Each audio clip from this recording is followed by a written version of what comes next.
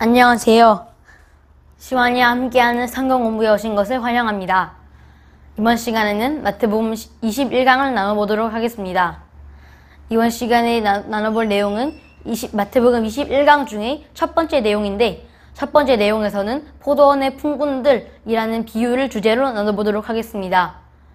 예수님이 19장 30절에서 먼저 된 자로서 나중되고 나중된 자로서 먼저 된다 라는 말씀을 하시고 나서 이 비유를 말씀해 주시는데, 마태복음 19장 30절의 내용이 이 비유에서도 고스란히 담겨져 있습니다. 비유의 내용은 이렇습니다.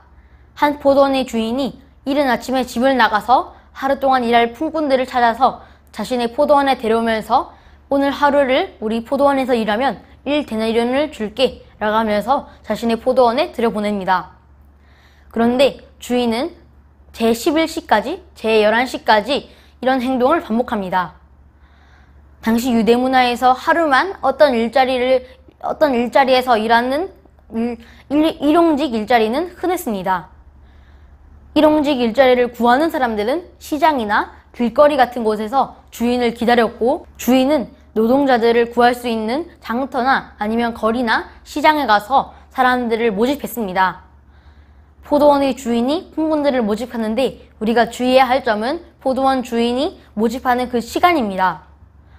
주인이 품꾼을 모집한 시간은 첫 번째로 이른 아침, 두 번째는 제3시, 세 번째는 제6시, 네 번째는 제9시고 마지막 다섯 번째는 제11시입니다. 우리 시간으로 바꿔서 생각해보면 첫 번째로 이른 아침은 학자들이 추정하건대 대략 6시로 생각을 하고 있습니다. 두 번째로 제3시는 오전 9시일 것이고, 제6시는 12시, 점심시간인 12시를 말하는 것이고, 제9시는 오후 3시를 말하는 것이고, 제11시는 오후 5시를 말하는 것입니다. 맨 처음 시간만 무슨 시간이라고 표기하지 않은 이유는 이른 아침에 일꾼들이 출근하는 시간이 대략적으로는 보편적으로 다 이른 아침이었기 때문에 그럴 것입니다. 1절에서 6절의 내용에서는 주인이 거의 3시간 동안 3시간에 한 번씩 품꾼들을 모집했다고 하는데, 1절에서 6절의 내용은 단지 주인이 노동자를 모집하는 내용이 아닌 주인의 긍휼함과 주인의 은혜를 말하고 있습니다.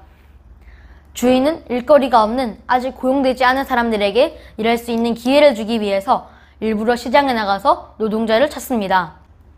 3절에서는 제3시, 우리 시간으로는 오전 9시에 아직 일자리를 구하지 못한 사람들이 아직도 있고, 이런 사람들이 놀고 있다고 했는데, 그들은 일을 해서 돈을 벌고 싶지만 일자리가 없어서, 자신을 고용해주는 사람이 없어서, 자신을 데려갈 주인이 없어서 그 자리에 서서 자신을 고용할 주인만을 기다리고 있던 것입니다.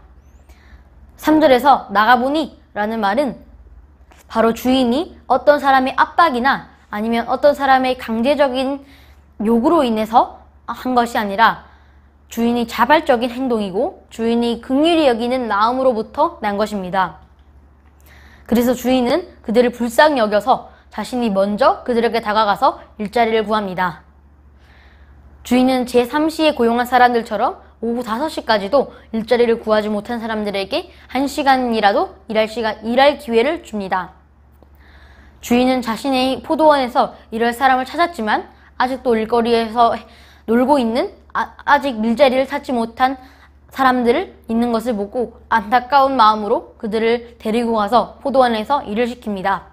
이렇게 품꾼들은 퇴근할 시간이 되자 주인은 그들에게 각자 급여를 주는데, 첫 번째로 이른 아침에 온 사람들부터 해서 오후 5시에 온 사람들까지 전부 1데나리온을 받습니다.